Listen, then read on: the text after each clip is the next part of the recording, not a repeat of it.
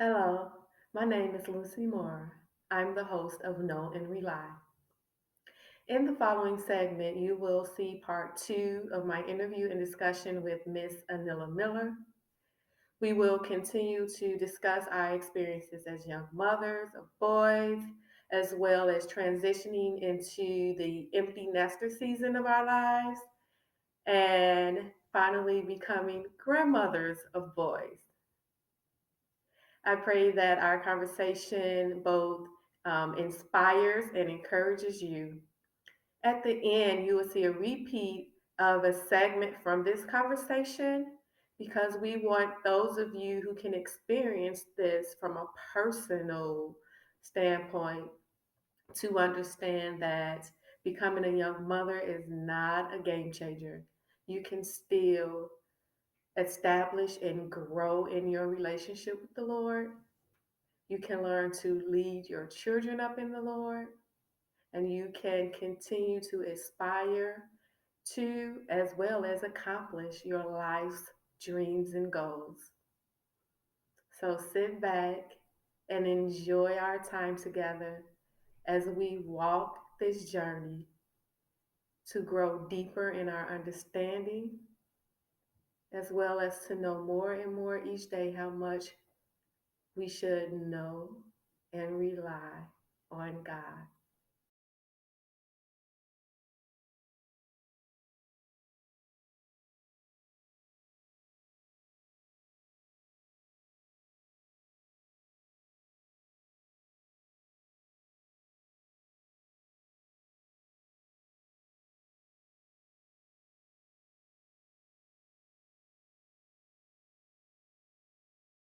But like for me, I guess the hardest transition was, well, you know how it is, because when you were a single parent and then you only have one kid, Right.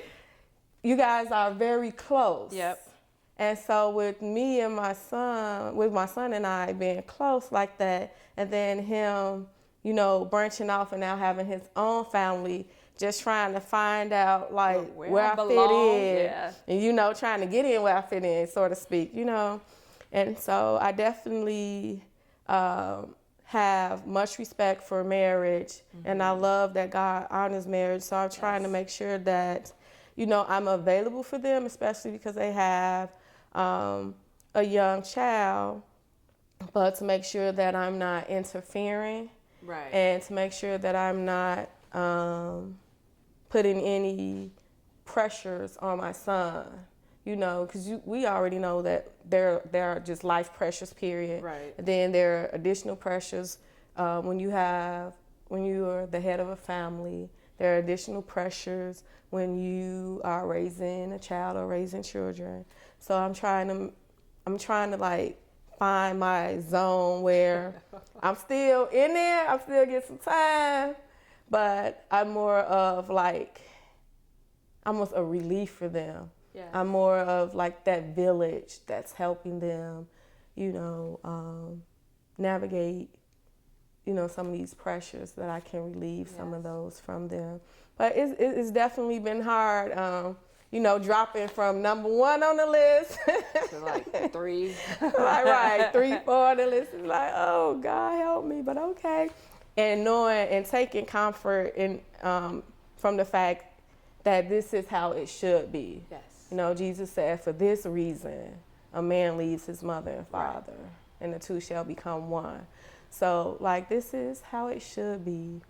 But it's definitely an adjustment. It is. And it's so funny. I remember, like, that first year, just missing the noise.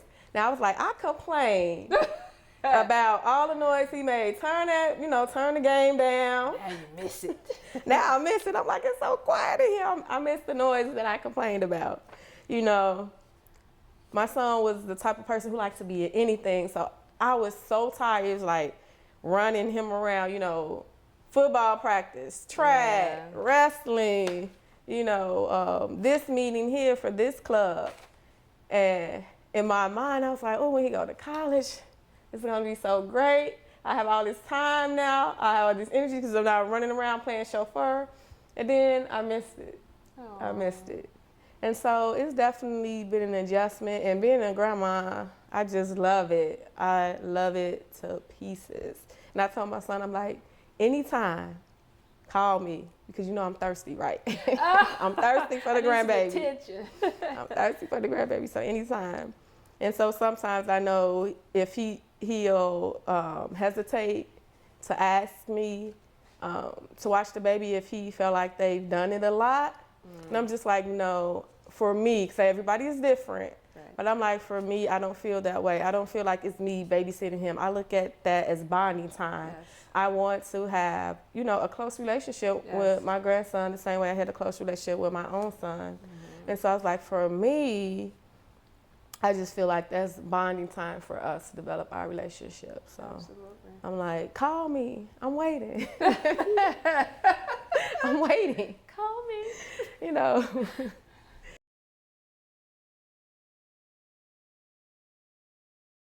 But I'm just grateful to God to be able to witness, you know, seeing my son grow into a man. Yes. I am so happy and so proud of the man he's become. And knowing that it could have gone a different way. We could have had a completely different story. Yes. So I just thank God because I see his hand just upon us.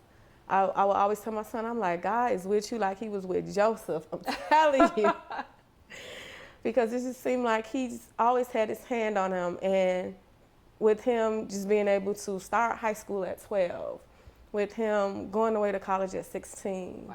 with him being a black boy in America and has never suffered a lot of the hardships that most do, you know, especially in a city like Chicago. Oh, yes.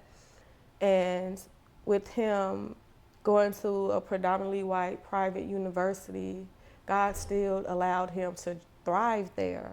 You know, he ended up having a close relationship with the president. The president sought his advice when it came to diversity. Wow. And before my son graduated, he was one of several people who were asked to be like on a board to talk about diversity at the university. Nice. And he was a part of a group of people who interviewed several candidates to become like head of the diversity department at his college before he left. So I was saying him like, God is with you like he was with Joseph because your mama did not know what she was doing.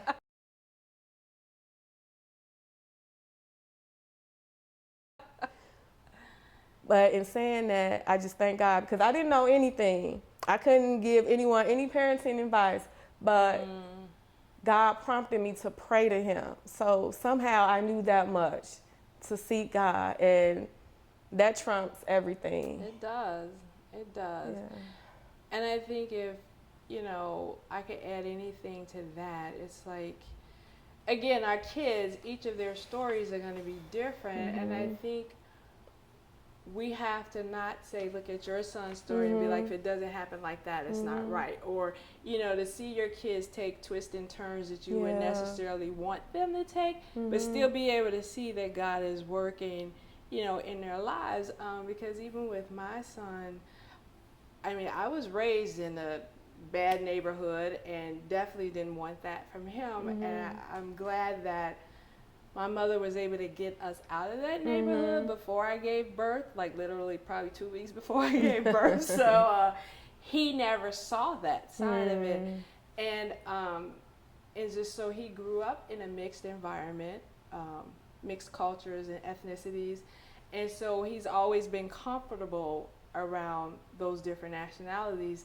And then attending a high school that was the same way. And just even seeing, you know, he went to college. I didn't think that was going to be possible because I didn't have the money to pay for it. I mean, but Tell me about he got into Ohio State. He went. Things got a little sketchy. You know, I couldn't take out any more loans. He ended up coming back home, which was fine. and went to school here in Northeastern, and then decided he wanted a degree in massage therapy. I'm like, please finish your undergraduate degree first, please. He's like, no, Mom, I really want to do this. And I said, okay, this is his life. Yes. I cannot. Yeah. I know what I want you to do, but you got to make your own way. And so I said, okay. And he did it, and he made it work for him. And it's like after like struggling with finding jobs, he worked 2 jobs, but they were both self-employment. He worked for a chiropractor, and he worked as a massage therapist for a spa. And he was like, yeah, I wish I had listened and finished my degree first. It's not too late, you know. It's never too late. So he ended up going to the military, and Kai was already here. Kai was like 3 when he left for the military, and so I became like a really big part of his life, that 3-year-old's life. Like I had him every weekend, which was fine by me. So I got to play that big role. So with him being gone for 5.5 years, you know, his son didn't know him. Wow. You know, he would come back and visit, but I mean, and it was very hard for my grandson. He'd come over here, where's my daddy? Did he get lost? You know, it's like, no, he's not lost. And so working through that, and now that he's back and they're rebuilding that relationship, I understand not being that primary person anymore. I understand that they need to rebuild and structure their relationship, because whenever the 3 of us together, he's looking at me as the authority. I'm like, no, talk to daddy. So, I mean, just all of that to say is our children each have their own stories, just as we have our own stories.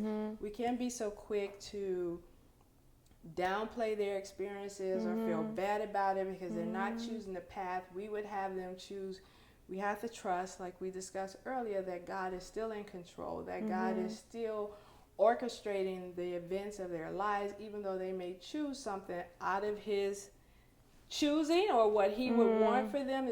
God is still working. Yes. He is still working. So we just need to make sure that we're praying for our children and we're giving them whatever support and, you know, instruction we can, that we are still very active, because even though they're grown, we still can offer input. You know, there's always something we can do as parents to make them think, you know, about their next steps or what they're doing. And so it's just really not getting bogged down by circumstances, but keep looking to God to turn things around and bring them to where he wants them to be. Absolutely.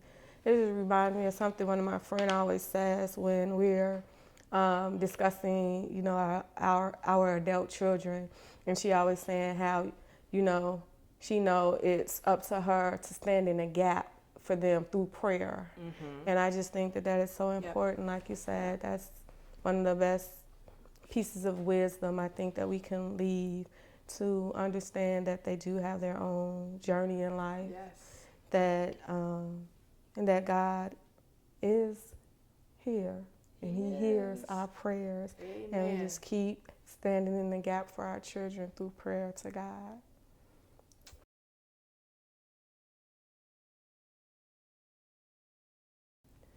So, what advice would you give a teenager who's pregnant at this very moment? First and foremost, I would say it's not the end. Don't give up. Don't feel hopeless. Don't feel like, oh my God, my life is over. Second thing I would be, talk to your parents. It will be a hard conversation. It will be tough, but it is necessary. If you don't have that kind of relationship with your parents, because I know there are situations like that out there, find an adult that you respect, who you know cares about you, and get their input in their direction. And last but definitely not least, pray. I mean, as you hear from this, God has definitely brought us through. And we were at points where we were not even in a relationship with God. We knew of God, but really wasn't living the life. And yet he still answered our prayers and helped us with our children. So as you're seeking out an adult to talk to help you through this, definitely seek out one who can guide you spiritually, and just start crying out to God even before you feel like you're at a place where, oh my God, I can do this. Just cry out to God. He is always open to listening and helping his children. Always. He will not say no. I definitely agree with absolutely 100% everything that you just shared, and it's definitely talks when adult. And as she said, if it's not a family member, maybe it's a teacher or a counselor at school or a coach if you're on a team. But God is able. And if you seek him, he will come to you. There's a scripture that says, draw near to God and he will draw near to you. Know that you're not alone. Yep. You are not alone. There are resources out there to help you. Absolutely. Your life isn't over. It's not the end. You don't have to give up on the hopes and dreams or goals you set for yourself in the future. That's right. You just have someone else who's going to be along for the ride with you. Yep. But I would like to leave you with this. God takes care of his children. Yes, he does. And he will take care of you and your baby. And that concludes today's episode. Anissa, thank you so much for the wonderful conversation and sharing your wisdom with us. My pleasure. It was a great time.